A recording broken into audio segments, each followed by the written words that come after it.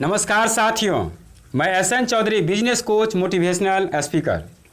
आज मैं बहुत मार्मिक कहानी बताने जा रहा हूँ। बहुत पुरानी बात है। किसी नगर में राजेश नाम का एक लड़का रहता था। उस बेचारे का माँ बाप की मृत्यु हो गई थी। वे किसी तरह अपना जीवन यापन करता था।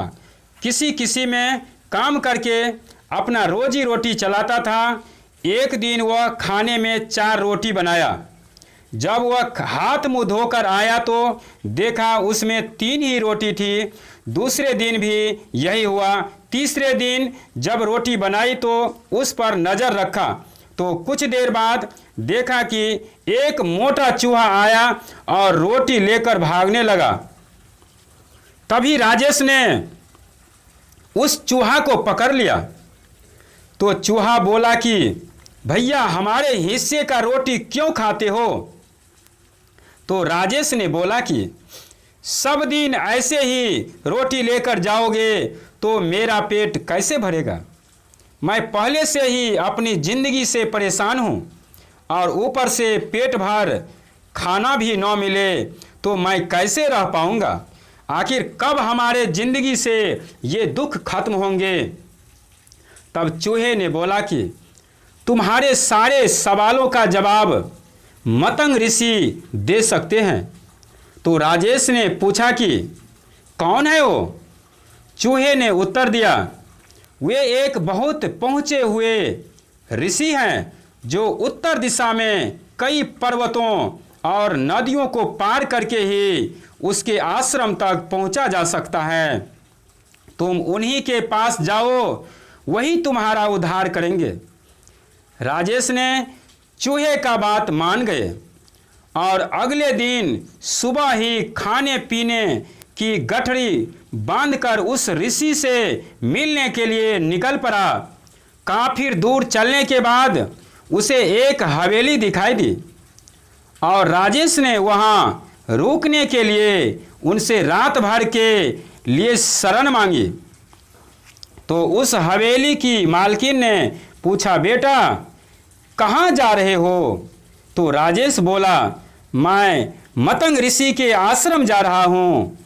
तो वे मालकिन बोलने लगी कि बहुत अच्छा, उनसे मेरे लिए भी एक प्रश्न का उत्तर लाना कि मेरी बेटी 20 वर्ष की हो गई है। वे देखने में बहुत सुंदर है, उसमें हर प्रकार की गुण भी विद्यमान है, लेकिन अभी तक बेचारी ने एक शब्द भी मुंह से नहीं बोला है।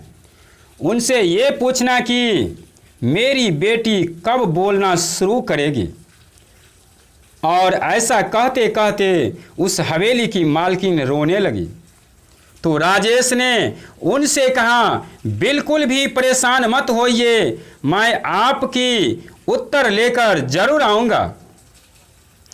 अगले दिन राजेश आगे की यात्रा के लिए निकल पड़ा। रास्ता बहुत लंबा था। रास्ते में उसे बड़े बड़े बर्फीले पहाड़ मिले। उसे समझ नहीं आ रहा था कि मैं कैसे पार करूं, और समय बीतता जा रहा था। तभी उसे उस मार्ग में एक तांत्रिक दिखाई दिया जो वहां पर बैठकर तपस्या कर रहा था। राजेश तांत्रिक के पास गया और उनसे बोला कि मुझे मतंग ऋषि के दर्शन के लिए जाना है। रास्ता तो बहुत परेशानी वाला लग रहा है, मैं आगे कैसे जाऊं? तो तांत्रिक ने कहा, मैं तुम्हारा सफ़र आसान बना दूंगा, पर तुम्हें मेरे एक प्रश्न का उत्तर लाना होगा। तो राजेश उससे कहने लगा कि अगर आप वहां पहुंचा सकते हैं तो आप खुद वहां क्यों नहीं चले जाते? तब वे तांत्रिक कहने लगा कि अगर मैंने इस स्थान को छोड़ा तो मेरा तपस्या भंग हो जाएगी। तो राजेश ने कहा, आप अपना प्रश्न बताइए, आपका उत्तर जरूर लेकर आऊँगा। तो वह तांत्रिक कहने लगा कि उन ऋषि से पूछना कि मेरी तपस्या कब सफल होगी, मुझे आत्मज्ञान कब प्राप्त होगा। इसके बाद तांत्रिक ने अपनी तांत्रिक विद्या से पहाड़ पार करा दिया। अब आश्रम तक पहुंचने के लिए सिर्फ एक नदी ही पार करनी थी और वे लड़का इतनी बड़ी नदी देखकर बहुत घबरा गया। तभी उसी नदी के किनारे एक बड़ा सा कछुआ दिखाई दिया। उस लड़के ने कछुए से मदद मांगी। आप मुझे अपनी पीठ पर बैठाकर नदी पार करा दीजिए। कछुए कहा, ठीक है, मैं तुम्हारी मदद जरूर करूंगा। जब दोनों नदी पार कर रहे थे तो कछुए ने पूछा, तुम कहाँ जा रहे हो? तो उस लड़के ने उत्तर दिया कि मैं मतंग ऋषि से मिलने जा रहा हूँ। तो कछुआ कहने लगा, ये तो बहुत अच्छी बात है, क्या तुम मेरा प्रश्न उनसे पूछ सकते हो? तो राजेश ने बोला, हाँ, मैं उनसे आपके प्रश्न का उत्तर जरूर लेकर आऊँगा। तो वे कछुआ कहने लगा, मैं एक असाधारण कछुआ हूँ जो समय आने पर ड्रैगन बन सकता हूँ।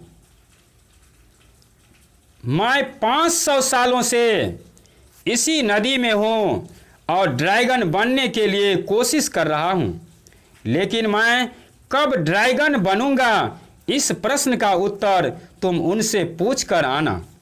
नदी पार करके कुछ दूर जाने पर मतंग ऋषि का आश्रम दिखाई देने लगा। आश्रम में प्रवेश करने पर शिष्यों ने उन लड़के को बहुत स्वागत किया। संध्या समय में उस ऋषि ने राजेश को अपना दर्शन दिए और उनसे बोलने लगे, हे पुत्र, मैं तुम्हारे किसी भी 3 प्रश्नों का उत्तर दे सकता हूँ, तुम अपना प्रश्न पूछो। तो वे लड़का बहुत सोच में पड़ गया कि वो अपना प्रश्न पूछे या उसकी मदद करने वाले मालकिन, तांत्रिक और कछुए का प्रश्न पूछे। वे अपना प्रश्न पूछना चाहता था, पर उसने सोचा कि मुझे मुसीबत में मदद करने वाले लोगों का उपकार नहीं भूलना चाहिए। उसे ये नहीं भूलना चाहिए कि उसने उन लोगों से उनके प्रश्नों का उत्तर लाने का वादा किया है।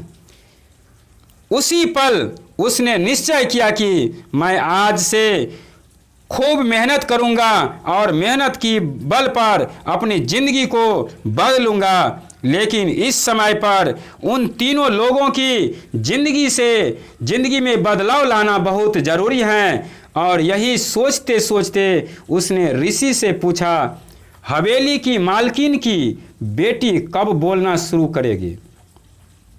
तो ऋषि ने जवाब दिया कि जैसे ही उसका विवाह होगा वो बोलना शुरू कर देगी। फिर उसने दूसरा प्रश्न पूछा कि तांत्रिक की मोक्ष कब प्राप्त होगा, आत्मज्ञान कब प्राप्त होगा?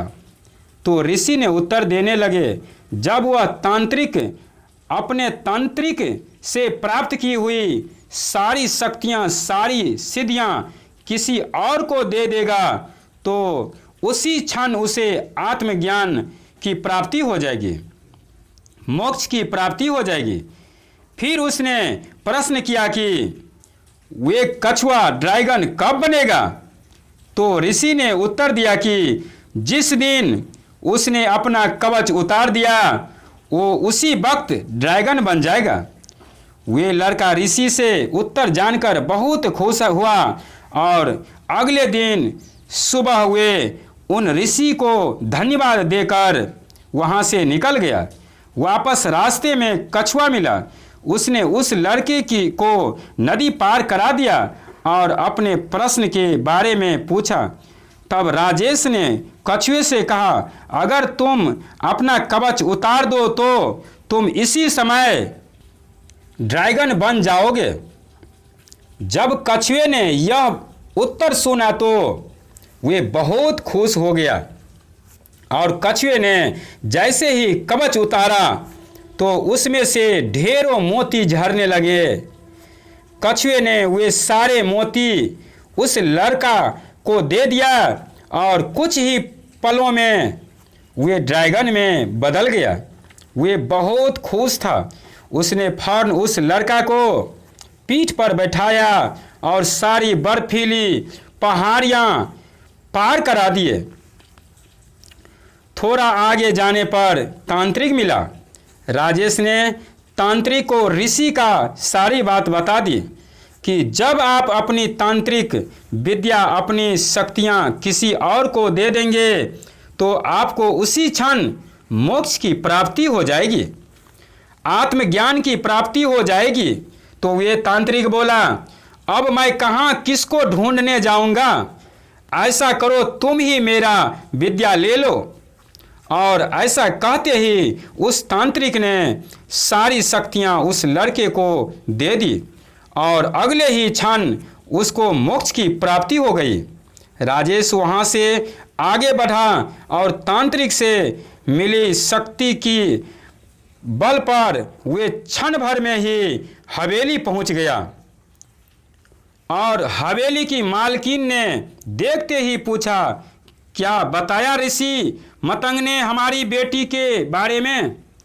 तो वे लड़का कहने लगा कि जिस दिन आपकी बेटी की शादी होगी वे अपने आप बोलने लगेगी। तो मालकिन ने बोली कि देर किस बात की, तुम इतनी बड़ी खुशखबरी लाई हो, भला तुमसे अच्छा लड़का इसके लिए कौन हो सकता है। उस हवेली की मालकिन ने उन दोनों की शादी करा दी और सचमुच वे लड़की बोलने लगी। राजेश अपनी पत्नी को लेकर अपनी गांव पहुंचा। उसने सबसे पहले उस चूहे को धन्यवाद दिया और अपनी नई हवेली में रहने के लिए एक जगह भी बनवा दिए।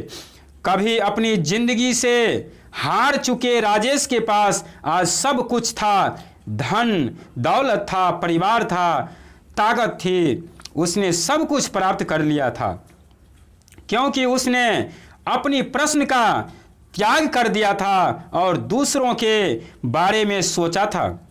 ये जिंदगी भी ऐसी ही है। कई बार जब हम अपना स्वार्थ छोड़कर किसी दूसरे की मदद करते हैं, किसी और का भला करते हैं, तो वे कुदरत, वे प्रकृति उस भलाई का बदला 100 गुना करके लौटाती है।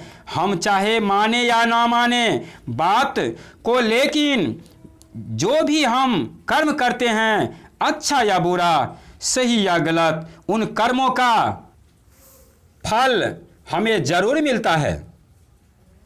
अगर आपने किसी के साथ भलाई की है, अच्छाई की है, तो विश्वास रखना उस भलाई का, उस अच्छाई का फल एक दिन आपको जरूर मिलेगा। तो दोस्तों, उम्मीद करता हूं कि ये कहानी आपको अच्छा लगा होगा। यदि वास्तव में अच्छा लगा हो तो लाइक शेयर कीजिए। यदि पहली बार चैनल पर आए हो तो सब्सक्राइब कीजिए। नोटिफिकेशन बेल को दबाकर ऑल पर क्लिक कीजिए ताकि इस प्रकार की नोटिफिकेशन आपको सबसे पहले मिल सके। धन्यवाद।